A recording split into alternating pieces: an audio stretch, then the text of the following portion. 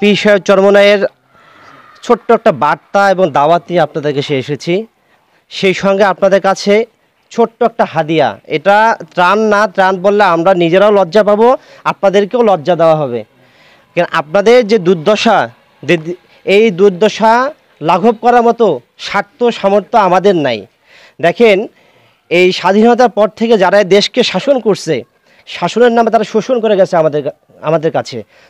কেননা আমাদের এই তিস্তা প্রকল্প আমরা জন্মের পর থেকে শুনে আসতেছি, এই তিস্তা প্রকল্পের কাজ হবে, এই নদী খনন হবে, আমরা এখান থেকে এই পানি দিয়ে আমরা যারা কৃষক আছি তারা চাষাবাদ করব, এখানে মাছ উৎপাদন হবে ইত্যাদি ইত্যাদি। কিন্তু দেখেন, প্রত্যেক বছরে আমরা দেখি এই তিস্তা খনন হয় না।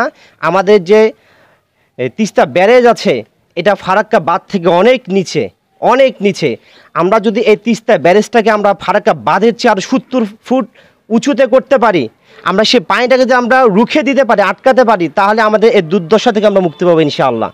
এই জন্য ইসলামী আন্দোলন বাংলাদেশ তথা পীর সাহেব চরমনাই চায়, আপনারা আগামীর বাংলাদেশ যদি একজন দক্ষ সুদক্ষ কোনো রাষ্ট্রনায়ক হিসেবে আপনারা দেখতে চান, তাহলে ইসলামী আন্দোলন বাংলাদেশ তথা পীর সাহেব চরমনাইকে আপনারা ভোট দেবেন ইনশাআল্লাহ।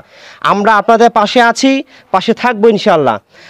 আবারও বলতেছি যে আজকে আমরা যে যত সামান্য আপনাদের কাছে আমরা যে হাদিয়াটা নিয়ে যাচ্ছি, এটা আপনারা মনে কিছু নেবেন না। এবং অনেকেই আছেন যে আপনারা হয়তো বা ভাবতেছেন হয়তো আহামরি কিছু আছে, আসলে সেরকম কিছু না।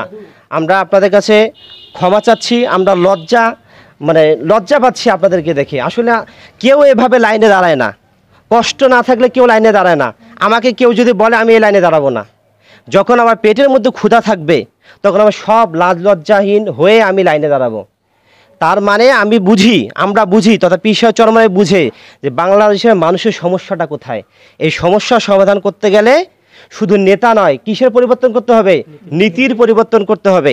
যুগে যুগে বাংলাদেশ যারা শাসন করে গেছে, এরপর আরেক সরকার আছে, তারপর আরেক সরকার আছে, নেতার পরিবর্তন হয়েছে কিন্তু নীতির পরিবর্তন হয় নাই। এই জন্য পীর সাহেব চরমনাই সবসময় বলে শুধু নেতা নয়, নীতিরও পরিবর্তন করতে হবে।